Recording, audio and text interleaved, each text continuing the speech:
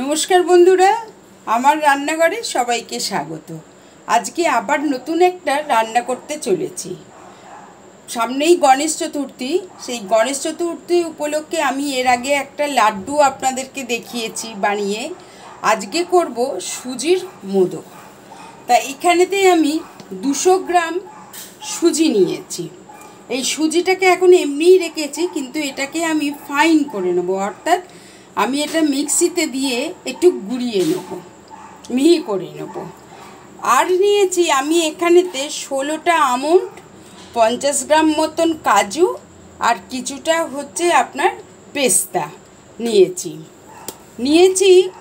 1 cup চিনি গুঁড়ো, অর্থাৎ প্রায় 180 গ্রাম থেকে মতন চিনি নিয়েছি, তাকেও গুঁড়ো করে রেখে দিয়েছি। নিয়েছি কিছুটা শুকনো নারকেল গুঁড়ো। আর নিয়েছি আমি মিল্ক মেড 4 টেবিল চামচ। আর নিয়েছি কিছুটা ছোটো এলাচ গুঁড়ো। আর আনুষঙ্গিক যে জিনিসগুলো দেব আপনারা রান্না করার সময় সেগুলো দেখতেই পাবেন।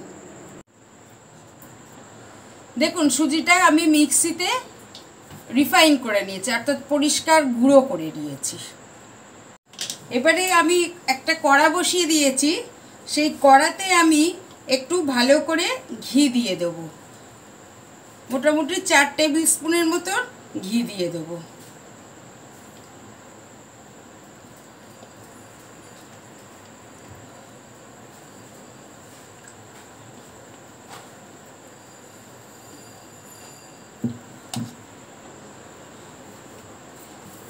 ঘিটা গরম হয়ে গেছে, এবারে আমি সুজিগুলো দিয়ে দিচ্ছি। আচ্ছা, সুজিটা দিয়ে কিন্তু আমি আগুনটাকে একদম সিমে করে দেব, দিয়ে এটা নাড়তে থাকবো। অনবরতই কিন্তু নাড়তে হবে। সুজিটা কিন্তু আমি একদম সিমে আগুনটা রেখে নেড়ে যাচ্ছি। এটা আমি 4 মিনিট নাড়বো। সুজিটা আমার কিন্তু অল্প রং চেঞ্জ হয়ে গেছে, পুরোটা করব না রং চেঞ্জ। যেই একটু রং ধরবে, অন্য রং ধরবে আর একটা সুন্দর গন্ধ বেরোবে, তখনই আমরা ধরে নেব যে আমাদের সুজিটা হয়ে গেছে। এবারে এখানেতে আমি দিয়ে দিচ্ছি 2 টেবিল চামচ নারকেল গুঁড়ো।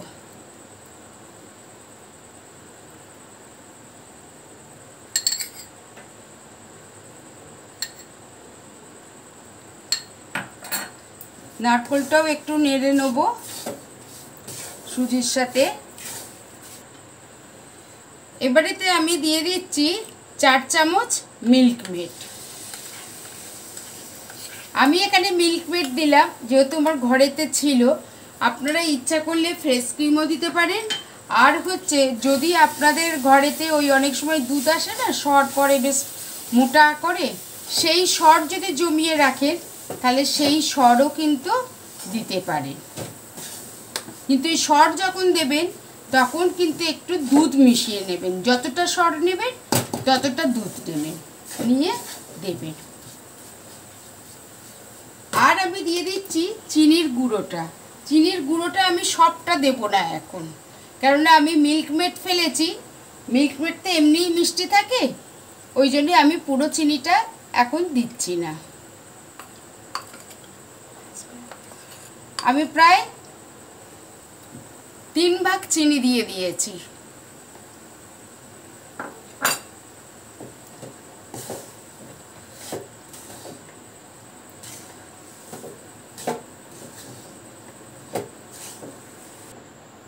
আর দিয়ে দিচ্ছি আমি 1 হাতা দুধ।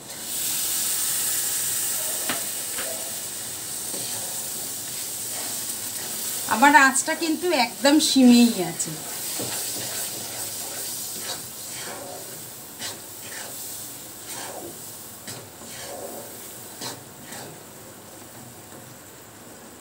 আর দিয়ে দিচ্ছি যে এলাচ গুঁড়োটা নিয়েছিলাম, সেই এলাচ গুঁড়োটা।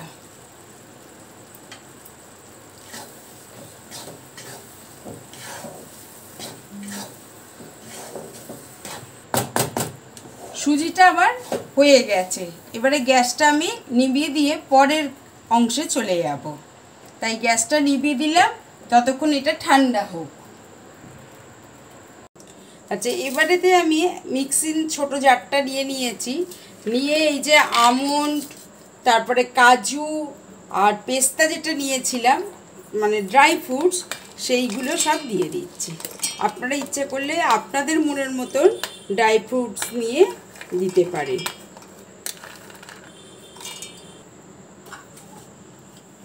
আগে এটাকে আমি মিক্সি জারে দিয়ে গুঁড়ো করে নিচ্ছি। দেখুন এই ড্রাই ফ্রুটসগুলো গুঁড়ো করে নিয়েছি। এবারে আমি দিচ্ছি 1 টেবিল চামচ গুঁড়ো গুড়। এখন বাজারে গুঁড়ো গুড় কিনতে পাওয়া যায়। আর গুঁড়ো গুড় যদি আপনাদের না থাকে আপনারা চিনি দিতে পারেন, আপনারা ইচ্ছা করলে অন্যান্য গুঁড়ো দিতে পারেন। সেই গুড়টা আমি দিয়ে দিলাম। আর দিচ্ছি আমি 2 টেবিল চামচ নারকেল গুঁড়ো।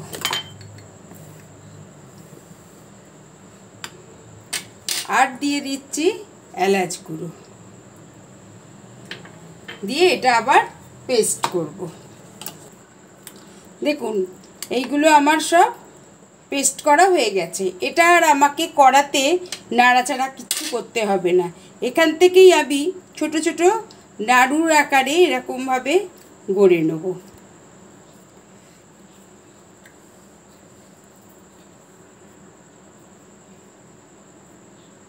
যেরকম ছোট ছোট নাড়ুর আকারে আমি গড়বো আগে।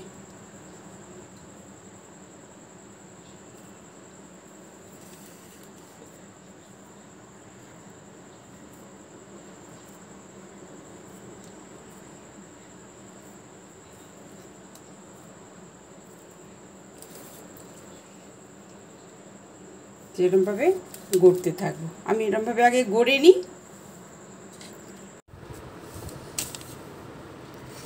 হ্যালো বন্ধুরা, এই নাড়ুগুলো পাক করে এরকম সাইজের হয়েছে।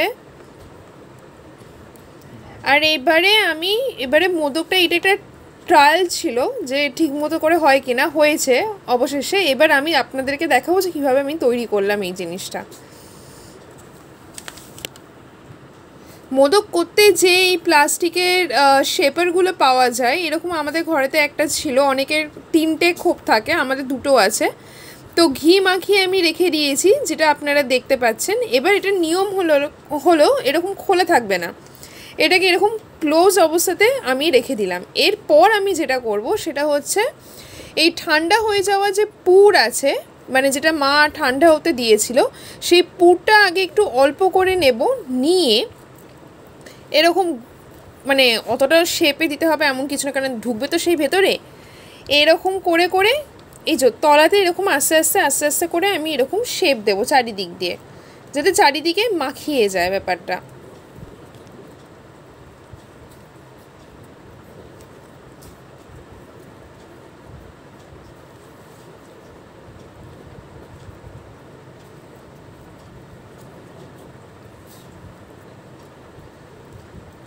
চারিদিকে মাখিয়ে যাওয়ার পর এই যে একটা নাড়ু, এই নাড়ুটাকে আমি এর ভেতর ঢুকিয়ে দিলাম। এবার এইটাকে কভার আপ করার জন্য আমি আবার একটুখানি ওখান থেকে পুর নেব, কড়া থেকে পুর নিয়ে আবার এরকম রাফ সাইজে এরকম দুমড়ে মুচড়ে আবার এর ভেতর দিয়ে আমি ঢুকিয়ে দেবো। যদি বেশি মনে হয় তাহলে ওপর থেকে একটু বাদ দিয়ে দেবেন। এইবার এটাকে আস্তে আস্তে আস্তে আস্তে এরকম চারিদিকে সাইডে মুতে থাকবো। দেখবেন কখনো কখনো মনে হতে পারে যে এই পুরটা কম, একটু বেশি লাগতে পারে। যেমন দেখুন আমাকে তো পুরোটা কভার করেনি। ওটা আপনারা করতে করতে বুঝবেন যে কতটা দিতে হবে কতটা না দিতে হবে। সেজন্য আমি আরেকটুখানি অ্যাড করে নিলাম। নিয়ে এরকম আস্তে আস্তে আস্তে আস্তে চারিদিক দিয়ে চেপে চেপে এমনভাবে দেবেন যাতে এই যে শেপগুলো আছে, স্টার যে শেপটা, এই শেপটা যাতে পুরোটা কভার আপ করে যায়। দেখুন শেপটা পুরোটা কভার আপ করে গেল। এবারই হচ্ছে আসল মজা।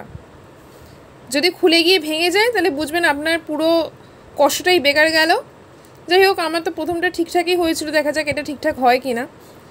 তো মাঝখানটাতে না, এই দিকটা, হ্যাঁ এই মাঝখানে এইটাকে আমি রিমুভ করে দিলাম। এইটাকে এবার এই পড়েছে, এই যে এরকম করে করে মোদকগুলোকে শেপ দিতে হবে। শেপ যদি ঠিক না হয় তাহলে পুরো আপনার কষ্টটাই বেকার চলে যাবে। এখানে আর একটা মোদক আমি তৈরি করেছিলাম, দেখতে কিন্তু খুব কিউট লাগছে। এবার বাকিগুলো তৈরি করি আমি।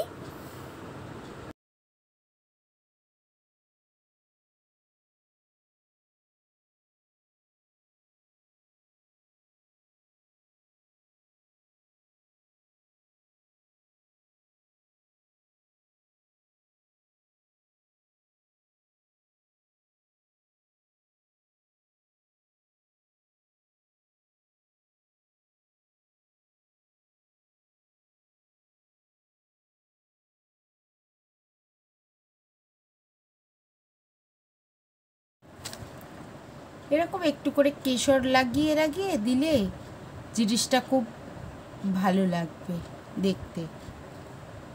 আর আমাদের গণেশ বাবা সে আবার এই সব খেতে খুব ভালোবাসে।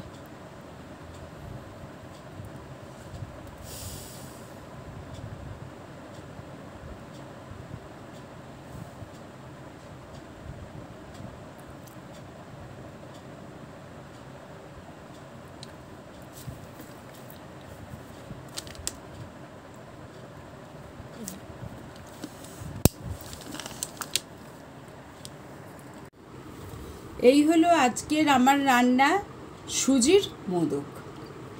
আশা করব আপনাদের আমার এই রান্নাটি ভালো লাগবে। আমার এই রান্নাটিকে ভালো লাগলে আপনারা লাইক করুন আর আমার ভিডিওটিকে শেয়ার করুন। আবার আসবো নতুন কোনো ভিডিও নিয়ে। সুস্থ থাকবেন, ভালো থাকবেন।